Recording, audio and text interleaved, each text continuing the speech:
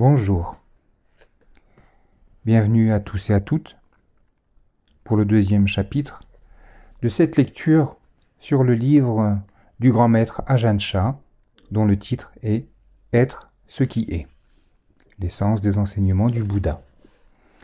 Nous étions encore dans l'avant-propos, qui se termine bientôt avant l'introduction, et nous étions prêts à aborder la traduction et la terminologie.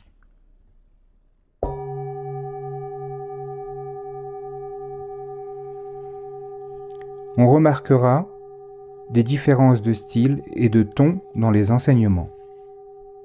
Outre les limites de la traduction, certaines raisons expliquent ces différences. Tout d'abord, 2 langues sont utilisées. Au nord-est de la Thaïlande, où Ajahn Chah vivait et où il a établi ses monastères.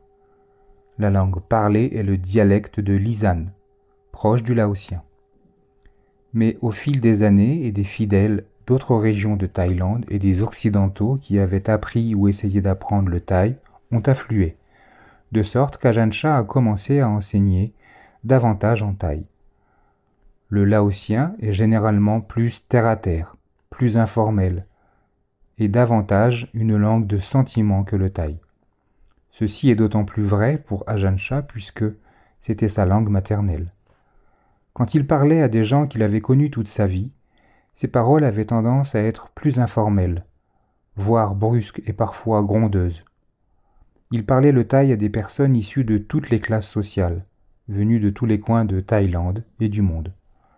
Parfois son langage était simple, un peu lent et assez pédagogique, notamment quand il donnait des instructions à un groupe de personnes de la bonne société de Bangkok.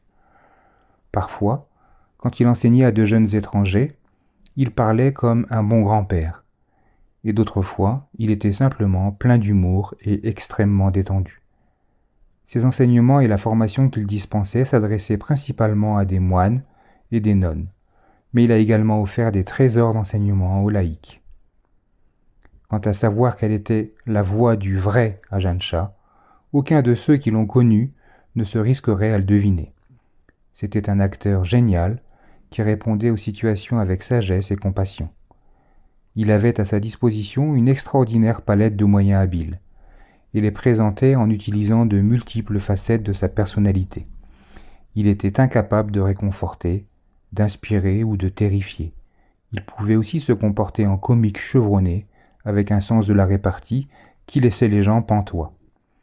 Quand ses premiers disciples évoquent leurs souvenirs, ceux qui ne l'ont connu que plus tard et qui s'en sont fait une certaine image sont stupéfaits.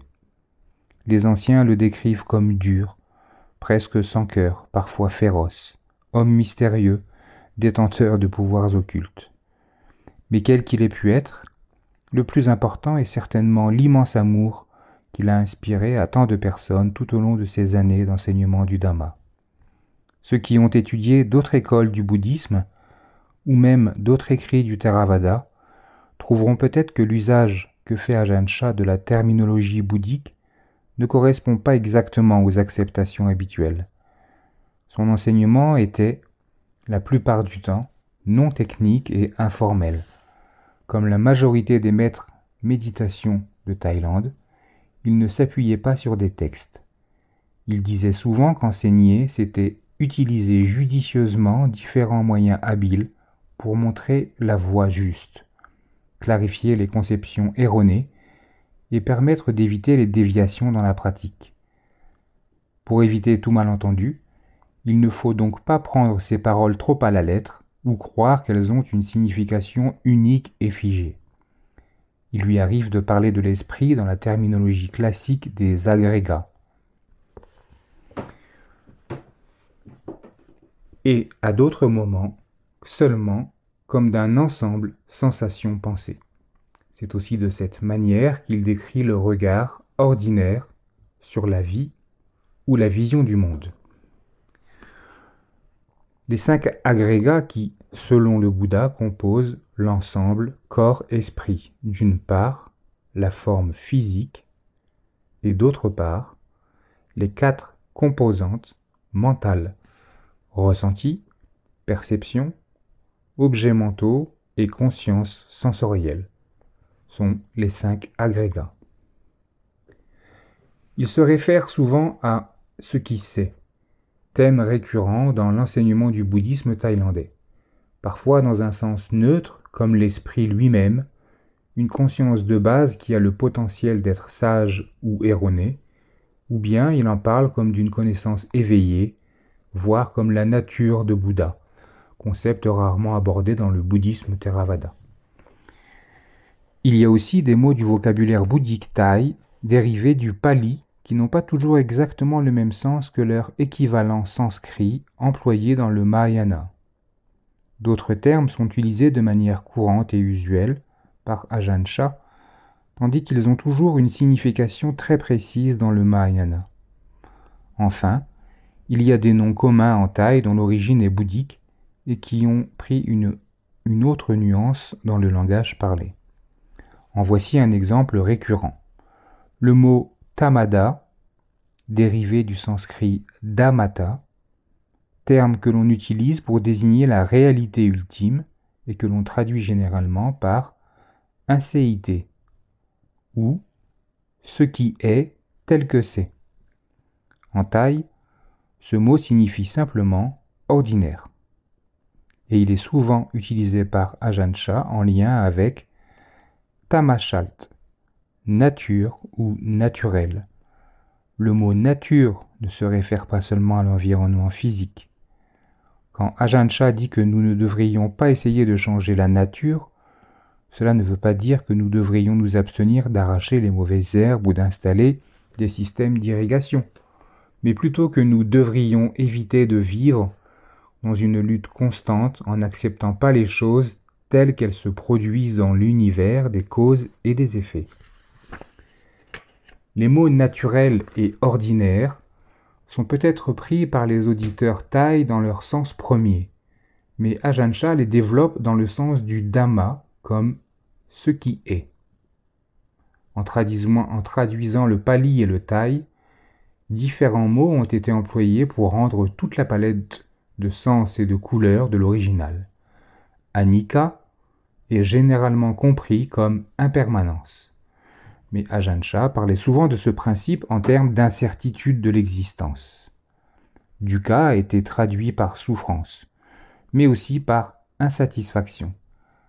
La troisième des 3 caractéristiques, le fait qu'il n'y ait rien qui constitue un moi ou qui appartienne à un moi, a également été rendue de différentes façons.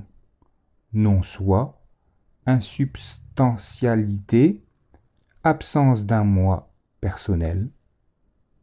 Parfois, Ajahn Chah utilisait le mot pali anatta et parfois des équivalents en thaï. Il a donc paru juste d'utiliser des termes différents dans la traduction pour rester près du contexte et du parler de la langue. Certains lecteurs sont peut-être familiers de certaines traductions de la terminologie bouddhiste classique, souvent en fonction de la tradition qu'ils ont étudiée. Ainsi, le mot pali kilesa, klesha en sanskrit, est généralement traduit dans la littérature du Theravada par souillure ou impureté. Le véritable sens se réfère à quelque chose qui tache la pureté originelle de l'esprit. Mais dans le langage moderne, ces traductions peuvent avoir une connotation moraliste. Les livres de bouddhisme tibétain proposent d'autres traductions comme affliction mentale, souffrance émotionnelle ou émotion conflictuelle. Cette variété a été choisie ici pour évoquer quelque chose qui obscurcit l'esprit et afflige le cœur, même si le mot impureté est également employé par endroits. Pour suivre la tradition, Ajahn Chah vivait dans l'une des régions les plus éloignées, ignorées et inaccessibles de Thaïlande. Pourtant, un flot régulier de chercheurs spirituels occidentaux a trouvé le chemin de son monastère dès la fin des années 1960, et beaucoup sont restés près de lui pendant des années. Ce moine au ventre rebondi qui ressemblait davantage à une grenouille qu'à un saint, avait un charisme et une façon de communiquer la vérité qui allait au-delà des barrières culturelles et des statuts sociaux. Au fil des années, il a touché de nombreux cœurs et façonné de nombreuses vies, pour le plus grand bien de tous. En Thaïlande, même dans le plus reculé des monastères, il était toujours impressionnant de voir les foules qui se pressaient quand il s'y trouvait. Voir des adultes arriver d'un village en courant comme des enfants, au devant de sa voiture et lui crier joyeusement « Luang Por, Luang Por !» demeure un souvenir inoubliable. Son être même était un refuge pour les gens, chacun recevant ce qu'il pouvait à son niveau. Par sa présence vibrante et joyeuse, il inspirait une confiance totale et un sentiment de sécurité. Il y a aujourd'hui en Occident des communautés monastiques de sa lignée, parmi lesquelles un certain nombre de moines qui ont eu la chance de vivre auprès d'Ajahn Chah et d'avoir été formés par lui. Il y a aussi de nombreux ex-moines et nonnes, ainsi que des laïcs qui ont passé du temps auprès de lui. Lorsqu'on rend visite au monastère d'Ajahn Chah aujourd'hui, on est frappé par la grande considération, l'amour et la gratitude que les gens lui portent encore. On entend des remarques à son sujet qui vont d'une simple phrase comme « Luang Por était bon, n'est-ce pas ?» jusqu'à « C'était la personne la plus remarquable que j'ai jamais rencontrée. Et l'un des plus grands hommes que la Thaïlande ait jamais produit. Et l'impact qu'il a eu sur la vie des gens est évident. » Pourtant, il ne s'agit pas d'un culte de la personnalité ni d'une dévotion aveugle. Ajahn Chah veillait toujours à ce que ses disciples ne dépendent pas trop de lui et allait jusqu'à leur rendre la vie très difficile pour les faire sortir de cette ornière si c'était le cas. Comme il le répète dans ses enseignements, le Bouddha n'approuvait pas ceux qui suivent aveuglément un maître sans essayer de découvrir la vérité par eux-mêmes. On pourrait remplir un volume entier de souvenirs d'Ajahn Chah et de commentaires sur ses enseignements. Mais le moment est venu de laisser les enseignements parler d'eux-mêmes. Paul Bretter, traduction du thaï vers l'anglais, année 2005.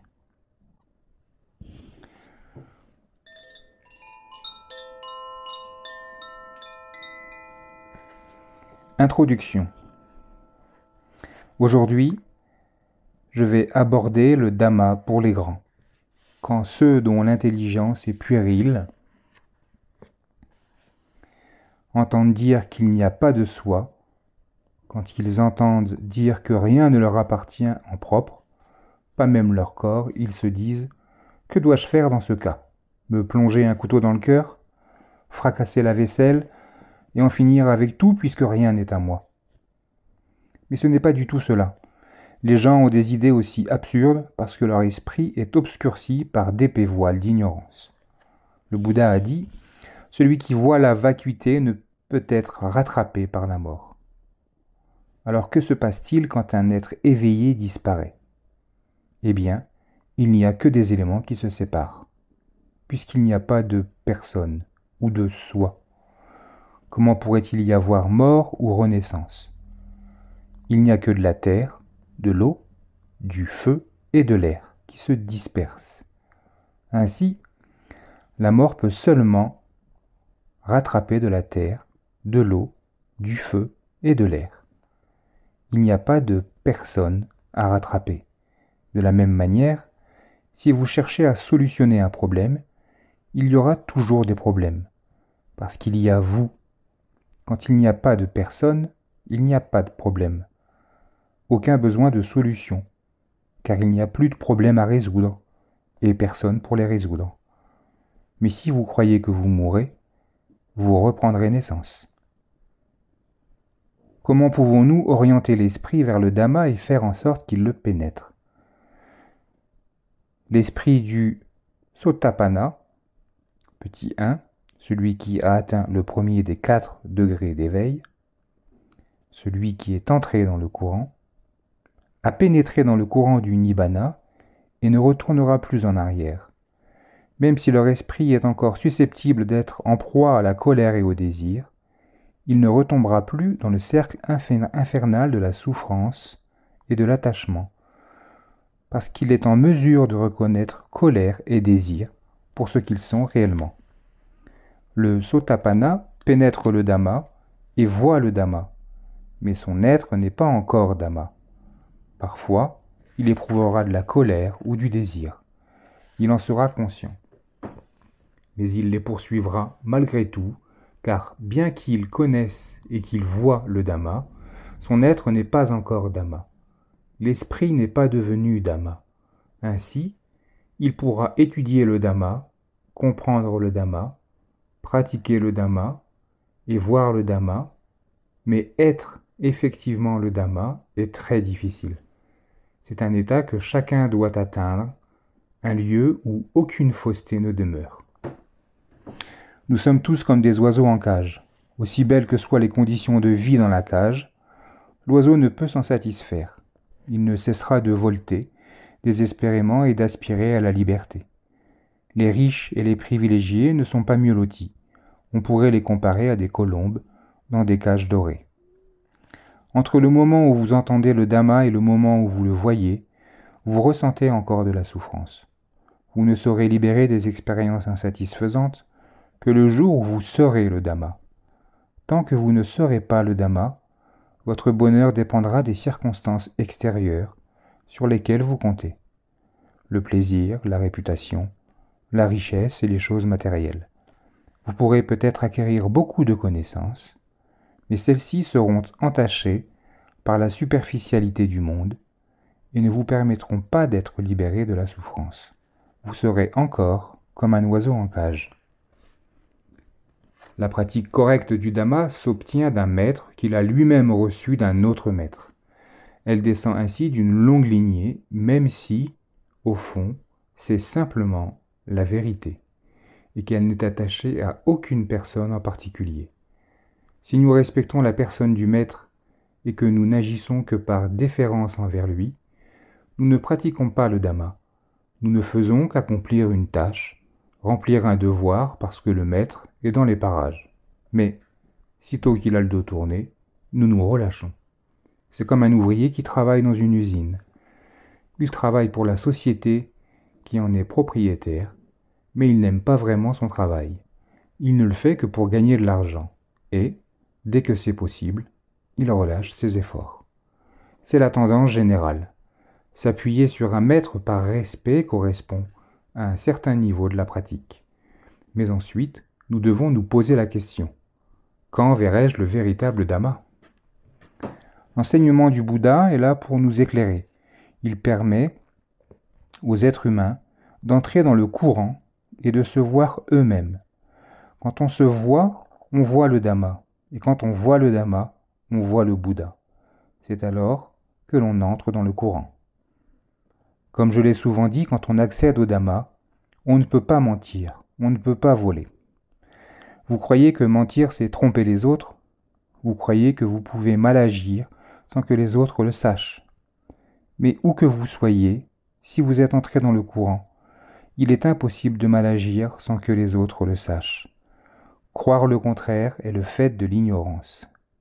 Que vous viviez avec un groupe de personnes ou seul, que vous viviez au milieu de l'océan ou dans les airs, mal agir sans que nul ne le sache est impossible. Quand vous réalisez cela vraiment pleinement, vous entrez dans le courant. Si vous n'êtes pas entré dans le courant, vous croyez que vous pouvez accomplir de mauvaises actions sans que personne ne le voie.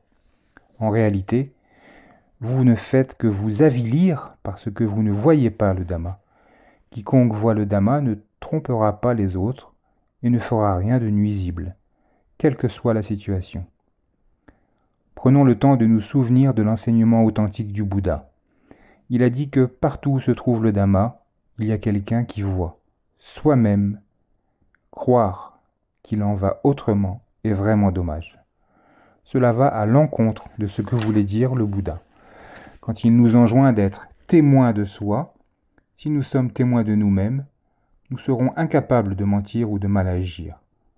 Et notre pratique sera toujours directe et droite, tout comme une boussole qui indique toujours le nord et le sud. Avec une boussole, quand vous pénétrez dans une forêt profonde, vous savez toujours dans quelle direction vous vous dirigez. Peut-être qu'au départ vous pensez aller vers l'est, mais la boussole vous indiquera que vous allez vers le sud. À ce moment-là, vous vous direz « Oh, je me suis trompé. C'est mon idée erronée qui me faisait croire que j'allais à l'est. » La boussole vous montrera toujours la bonne direction, de sorte que vous cesserez de vous appuyer sur vos suppositions.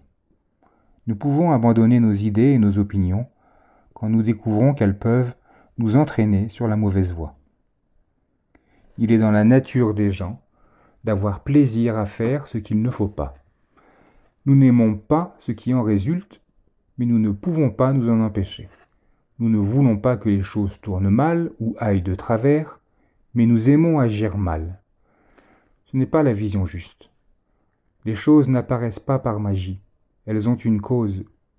Nous ne pouvons pas obtenir le résultat que nous souhaitons sans avoir créé les causes. Nous aimerions travailler peu et devenir riches.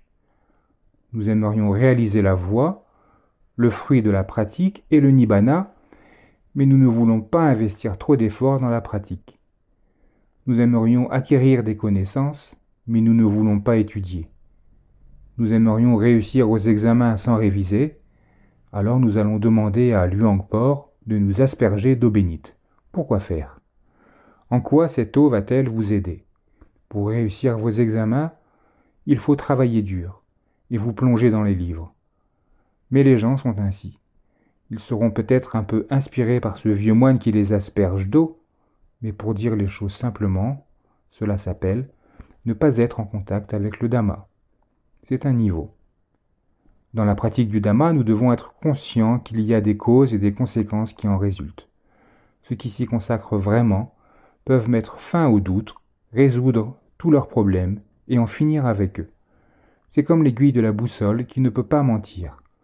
En entrant dans la forêt, nous prenons peut-être l'est pour le nord, du fait de notre confusion. Mais la boussole nous montrera toujours la bonne direction. Telle est la nature du Dhamma. Nous l'appelons Sakadhamma, la vérité. Quand on suit la voie proposée par le Bouddha, on ne peut pas se tromper. Il n'y a pas d'erreur dans la cause et donc pas d'erreur dans le résultat. Nous avons soit une vision juste des choses, soit une vision erronée. Celle qui prévaut devient la base de notre pratique et nous nous y restons fermement attachés. Il n'y a pas d'autre voie que ces deux-là. Le problème, c'est que nous ne savons pas quand notre vision est erronée. Nous sommes toujours persuadés que nous voyons clair, mais les choses finissent par mal tourner. En fait, il n'y a pas grand-chose à apprendre du vrai Dhamma. Il suffit d'appliquer les principes de la pratique à des choses qui existent déjà. Tout ce que nous avons à faire, c'est les mettre en pratique pour en avoir une expérience directe. Ce que nous devons étudier sert simplement à savoir quoi et comment pratiquer. Nous devons comprendre ceci et cela, pratiquer ceci et cela, aller tout droit dans telle et telle direction. Et c'est tout. Les explications et les instructions sont une chose. Quant aux enseignements, on peut les comparer à des mangues. Toutes les étapes de la croissance des mangues et toutes leurs caractéristiques, telles que l'amertume et la douceur, la petite et la grande taille, se retrouvent dans une seule mangue. Quand on en étudie une, on les connaît toutes. Mais la méditation varie selon les individus. Certains ont besoin d'étudier plus que d'autres, parce que s'ils n'étudient pas, ils ne vont rien comprendre. Quand nous disons que certains n'ont pas besoin d'étudier, en fait, ils étudient aussi, mais ils étudient directement à travers la pratique. Il y a deux approches. Apprendre en commençant par ABC, ou bien en suivant le modèle des méthodes de pratique. Si les choses ne sont pas claires, nous pouvons observer des choses telles que les cheveux, les poils, les ongles, les dents et la peau. Être conscient de leur apparence, puis les considérer en fonction de leur nature réelle. Si nous les étudions vraiment de près, nous constatons que, contrairement à leurs apparences superficielles, ils ne sont en réalité ni stables, ni fiables, ni propres, ni beaux. Voilà une méthode. Si nous ne contemplons pas les choses ainsi, nous n'avons aucune chance de les connaître telles qu'elles sont réellement. Même si nous lisons quelque part que les cheveux, les ongles, etc. ne sont pas intrinsèquement beaux, ils nous paraissent beaux et attirants malgré tout. Nous ignorons ce qu'ils recèlent, et pourtant les faits sont déjà bien là. Les agrégats et les éléments apparaissent et disparaissent sans cesse. Tout est là. L'impermanence, la souffrance et l'impersonnalité sont déjà présents. Toutes ces parties du corps sont pleines à craquer de ces caractéristiques. Nous récitons chaque jour au monastère, la forme est impermanente, les ressentis sont impermanents, les perceptions sont impermanentes, les pensées sont impermanentes, la conscience est impermanente. Nous pouvons donc dire que d'une certaine manière, nous le savons. C'est une forme de connaissance, mais une fois dans la situation, nous ne savons plus rien, au fond. Au moment où la forme révèle vraiment son impermanence, nous ne pouvons pas affirmer que nous comprenons. Dans la maladie, quand le corps souffre d'un malaise intense, nous sommes complètement bouleversés. Nous nous demandons pourquoi cela nous arrive, alors qu'il s'agit simplement d'une manifestation de l'impermanence. Nous récitons « La forme est impermanente, les ressentis sont impermanents », etc. Nous le savons parce que nous l'avons étudié, mais notre connaissance n'est pas claire quand nous sommes face à la réalité que recouvre le mot impermanence. Nous récitons les paroles selon les Écritures, mais nous ne connaissons que la formule. Malgré les mélodieuses récitations que nous faisons si bien, nous passons à côté. Même ceux qui méditent sur l'aspect peu attrayant des 32 parties du corps sont encore capables d'éprouver du désir. Par exemple, quand ils disent foie, intestin, estomac, leur esprit vagabonde, et ils se mettent à penser au foie de volaille, au rognon, au boudin, et à tous ces mets qu'ils ont goûtés. Et cela leur ouvre l'appétit. Il faut parfois beaucoup de temps avant que les gens comprennent. En fait, la vérité entière est inhérente à toute chose. Il n'est pas nécessaire d'élaborer longuement. C'est pourquoi le Bouddha a souligné l'importance de la méditation. Quand nous nous asseyons pour méditer, nous pouvons voir la vérité. Le mot bhavana, généralement traduit par méditation, peut aussi être interprété comme créer la cause de ce qui va se produire. Ce qui ne s'est pas encore produit, faites-le se produire. Ce qui n'existe pas, faites-le exister. En méditation, vous pouvez y arriver. Où que vous soyez, quelle que soit votre situation, il vous est possible de bien pratiquer le Dhamma. Même si vous êtes jeune, c'est quelque chose que vous pouvez faire.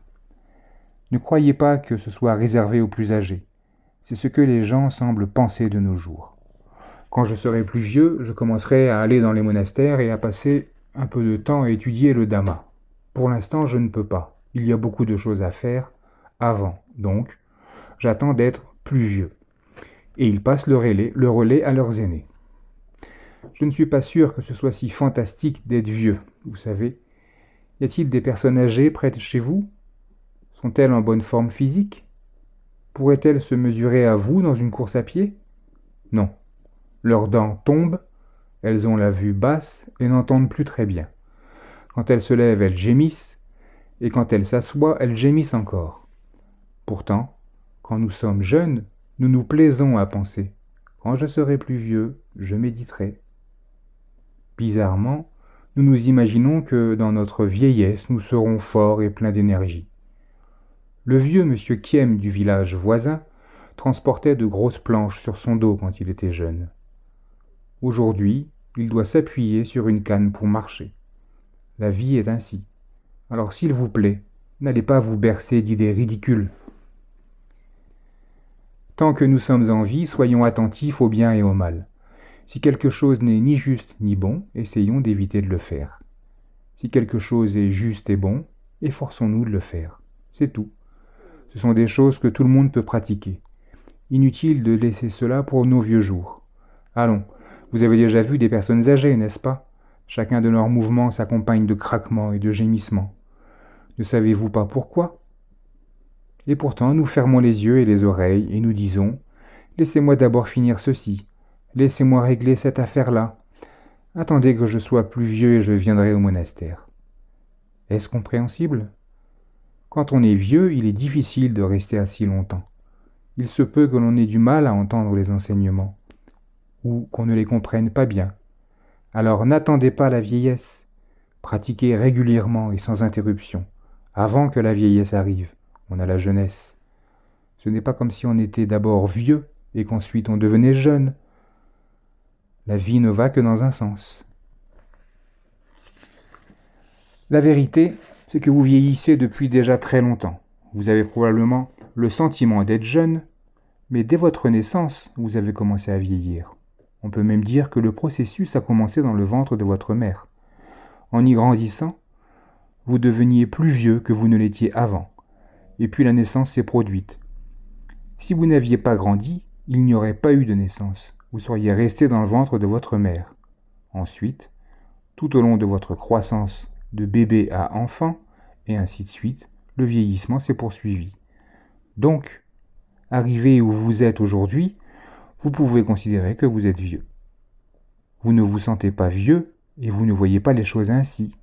Mais si vous n'aviez pas vieilli, vous n'en seriez pas à ce stade de votre vie maintenant. Mieux vaut penser que vous êtes déjà âgé. Ainsi, vous ressentirez combien il est important d'avoir une véritable pratique du Dhamma dans votre vie.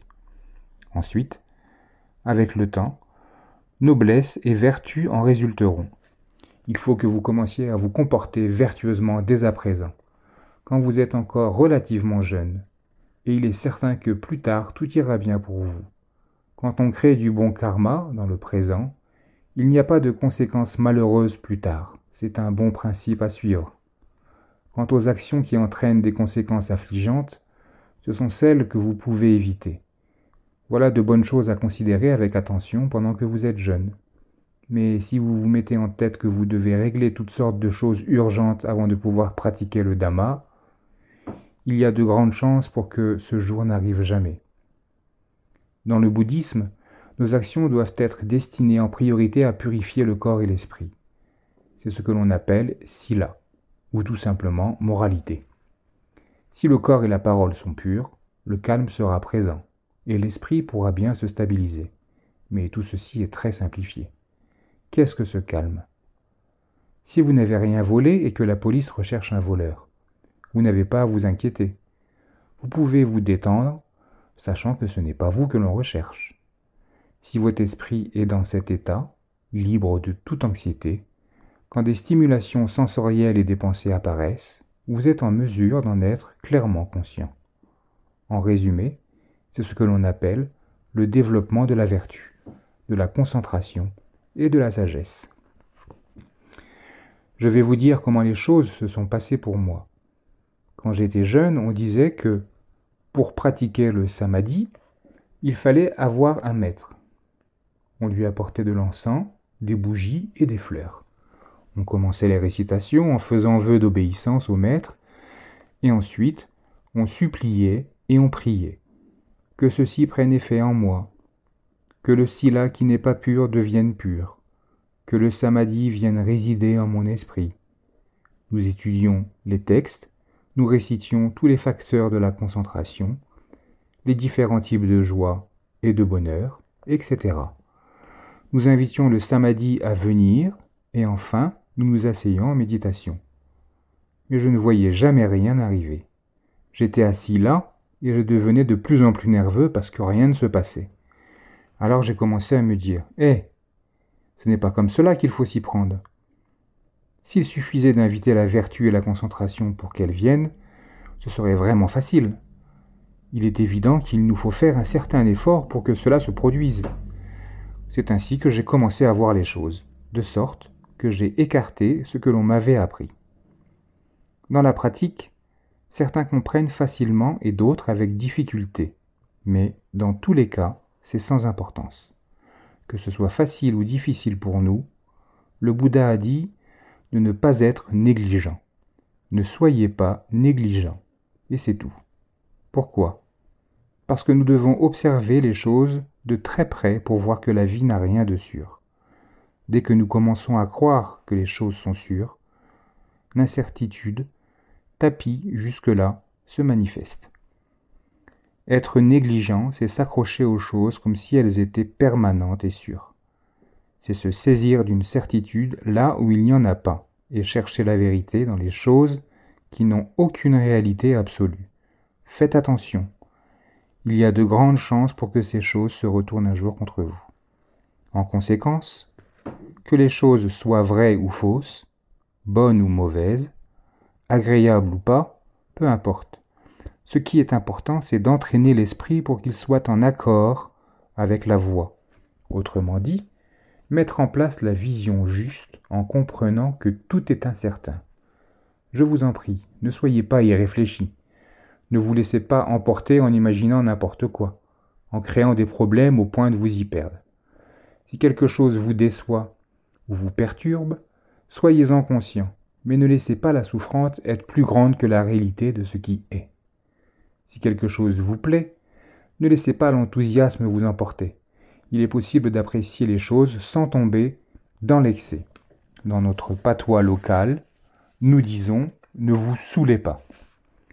Face à une situation difficile, ne vous saoulez pas de tristesse. Quand vous êtes heureux ou joyeux, ne vous saoulez pas de plaisir non plus. Ne pas se saouler signifie simplement ne pas s'autoriser à tomber dans l'excès, être modéré. Si nous pouvons garder ce que nous avons, c'est bien. Mais si nous le perdons, c'est bien aussi. Par contre, quand nous nous laissons enivrer par une situation agréable, nous souffrons quand elle cesse. Nous souffrons aussi lorsque des événements déplaisants ne passent pas aussi vite que nous le voudrions. Tout cela parce que nous nous saisissons des choses. Nous perdons de vue leur degré de vérité relative et nous nous égarons. Ceci n'est pas le Dhamma. Ce n'est pas pratiquer le Dhamma. Ces excès nous amènent à nous écarter de la voie.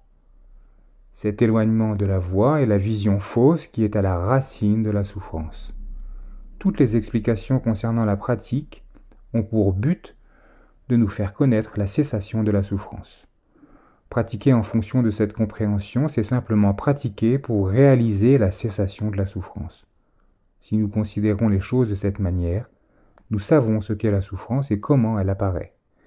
Nous savons comment elle peut cesser de la façon dont il faut pratiquer pour que la cessation se produise. Dans le bouddhisme, on appelle cela connaissance. Ce mot se réfère à rien d'autre. Si nous ne comprenons pas la souffrance, nous allons nous perdre dans la souffrance sans modération. Si nous aimons quelque chose, il y a peu de chances pour que nous y mettions une limite.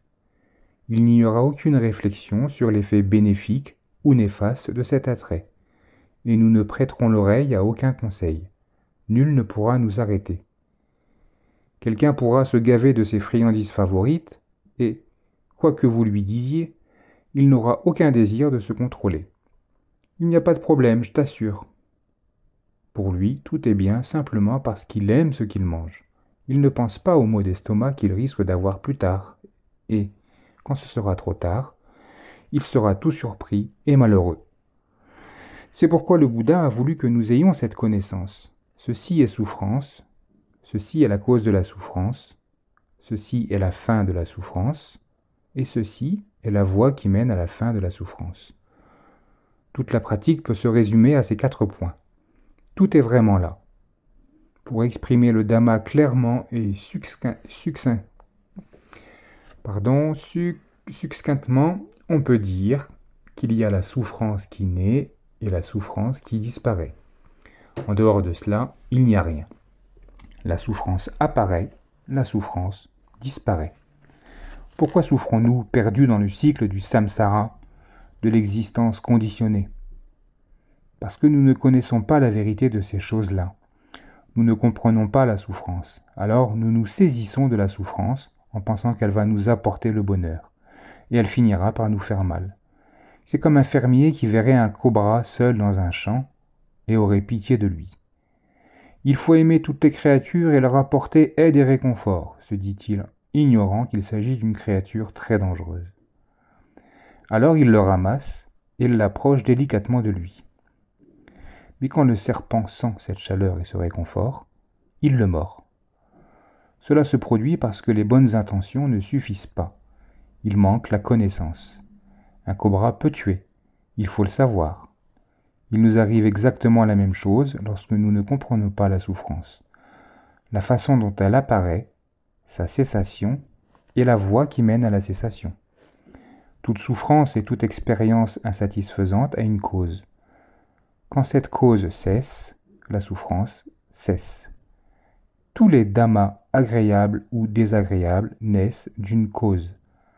Connaître les 4 aspects, la souffrance, son apparition, sa cessation et la voie. C'est tout ce dont nous avons besoin. Aucun autre dhamma n'est nécessaire parce que tout est condensé de manière naturelle dans ces 4 facteurs. Les points de contact ou récepteurs sont les yeux, les oreilles, le nez, la langue, le corps et l'esprit. Quand l'esprit est conscient et reconnaît que l'expérience est souffrance, il lâche prise. Il lâche même prise à toute vitesse. Alors vous qui pratiquez, sachez bien cela. Connaître ce fait important vous permettra d'être résolu dans votre pratique. Il y a de nombreuses approches érudites et scripturales qui ont élucidé cela pour aider les gens à voir clairement cette vérité. Certains d'entre vous ont probablement étudié les suttas et l'abhidhamma, où l'on parle abondamment de l'esprit, et vous vous êtes peut-être dit que vous devriez apprendre tout cela. À première vue, on pourrait croire que c'est une bonne chose, mais en réalité, vous risquez de vous enliser dans des considérations dont vous ne comprenez même pas vraiment le sens, de sorte que vous allez vous contenter d'annoncer ce que disent les Écritures. Prenons un exemple simple, celui de l'arithmétique. Certains doivent commencer par apprendre méthodiquement les règles de l'arithmétique et deviennent peu à peu capables de manipuler habituellement les nombres. Pour d'autres, ce n'est pas nécessaire. Ils ont une affinité particulière avec les nombres et n'ont même pas besoin d'apprendre l'addition, la soustraction, etc. Ils utilisent simplement la pensée et peuvent additionner intuitivement, sachant ainsi immédiatement les mêmes choses que ceux qui ont étudié laborieusement et qui emploient les méthodes qu'on leur a enseignées. Il y a des approches différentes pour différentes sortes de personnes. Les résultats sont de même valeur, mais la façon de les obtenir est différente. On pourrait dire que les personnes intuitives n'ont pas de marque de fabrique. Elles n'ont pas suivi des études standardisées. Elles n'ont pas appris les méthodes en vigueur, mais elles ont tout de même la connaissance et arrivent au même résultat. Leur connaissance est tout aussi valide et utile. On peut pratiquer la méditation sans étudier beaucoup et obtenir tout de même la connaissance. Les Bouddhas, Pakesa ou éveillés solitaires, qui atteignent l'éveil sans recevoir l'enseignement d'un maître en sont un bon exemple. Ils ne peuvent pas transmettre leur savoir, mais ils peuvent s'instruire eux-mêmes. Bien qu'ils aient la connaissance, ils n'ont pas les moyens de la communiquer aux autres. Ils sont toujours paisibles et radieux, mais ils ne peuvent pas instruire personne d'autre. C'est comme être muet. Un muet rêve, et dans ses rêves, il voit des champs, des montagnes, des animaux, mais au réveil, il ne peut pas le raconter. Si une personne ordinaire rêve de serpents, elle peut raconter aux autres ce qu'elle a vu. Si elle rêve de vaches, elle peut parler aux autres de ses vaches. Les Bouddhas Paseka, sont comme muets dans la mesure où ils ne transmettent rien à personne, mais ils y sont libres de tout désir, de toute colère et de toute ignorance. Ils sont sortis du cycle des naissances et des morts. Leur fardeau est léger. Le muet a les mêmes connaissances et la même expérience que les autres, sauf qu'il ne peut pas parler ensuite. En termes de connaissances, ils sont à égalité. Tout est donc en nous. Le Bouddha voulait que nous recherchions la vérité. Or, toute la vérité se trouve en nous. Quand un objet est sale, certaines personnes vont simplement s'en écarter. Mais le vrai problème est comment le nettoyer. Si on lave et on frotte, on voit la propreté là où était la saleté. Mais certains, en voyant la saleté, ne pensent qu'à la fuir. Ils s'imaginent que la propreté se trouve ailleurs. En réalité, propreté et saleté sont mêlées. L'être qui patauge dans l'ignorance et l'éveillé sont mêlés. Connaissance et non-connaissance sont mêlés. C'est quand nous pouvons les distinguer l'un de l'autre que nous voyons clairement. Lorsqu'on connaît l'histoire de la vie du Bouddha, on voit qu'il n'a pas pris de raccourci. Il est vraiment allé au bout des choses, tandis que pour nous, l'histoire est interminable. Une chose apparaît dans notre esprit, elle nous plaît, mais la tristesse nous rattrapera bientôt. Pourquoi ? Nous perdons une chose que nous n'aimons pas et nous ne ressentons aucune tristesse. Pourquoi ? Voilà des expériences ordinaires, très ordinaires, que nous faisons tout le temps.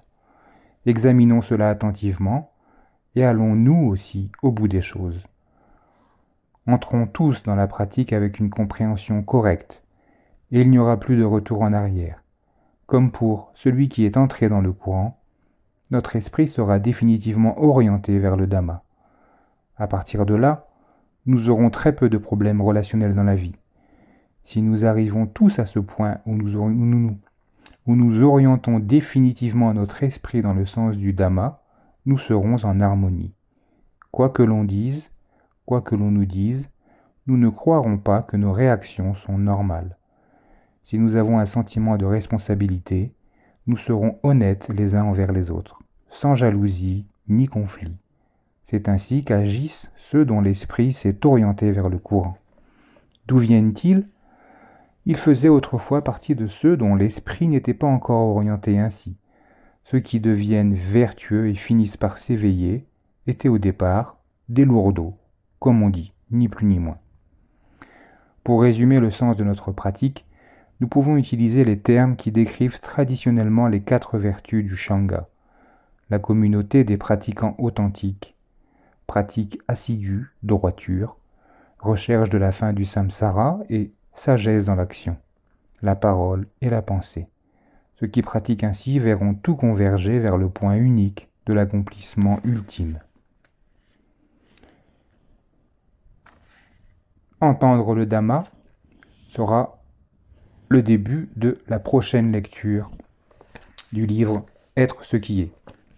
En attendant, je vous souhaite une belle journée et de belles méditations. Je vous dis à bientôt.